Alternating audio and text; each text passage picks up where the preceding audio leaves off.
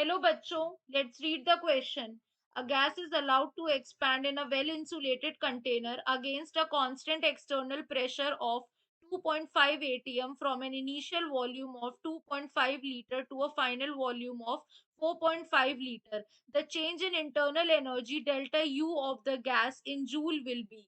In this question, the key concept is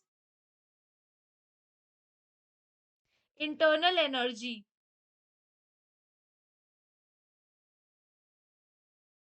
अगर हम बात करते हैं इंटरनल एनर्जी की, it is the property of state function that defines the energy of the substance.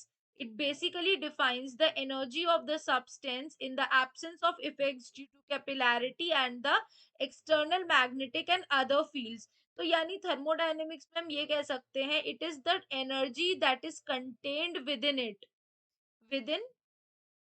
It. तो इसे हम क्या कहते हैं, इंटरनल एनर्जी कहते हैं।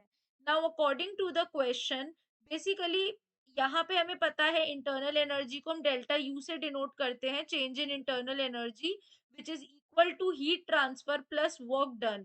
तो यानी कि एक वेल इंसुलेटेड है यानी एडियाबैटिक है, तो उस कंडीशन में क्यू कितना होता है, जीरो होता है। तो अगर क्यू जीरो होगा तो डेल्टा यू जो है वो डब्ल्यू के इक्वल हो जाएगा, which is equal to P delta V, which is of minus. तो यानी कि अब जो हमारा डेल्टा यू है is equals to W is equals to minus 2.5 ATM into 4.5 litre minus 2.5 litre जो हमें गिवन है।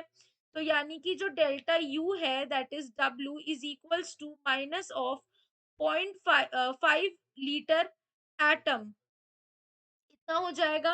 अब हमको इसे जूल में कन्वर्ट करना है, तो अगर हम इसे जूल में कन्वर्ट करेंगे तो कैसे करेंगे, -5 लीटर एटीएम को मल्टीप्लाई करना पड़ेगा 101.33 joule divided by 1 litre atom. तो कितना हो जाएगा हमारा, -505 जूल। कितना हो जाएगा, -505 जूल। तो हमारा करेक्ट आंसर क्या हो जाएगा यहाँ पे, -505 joule. Hence, option C is the right answer. Hope you guys understand. Thank you.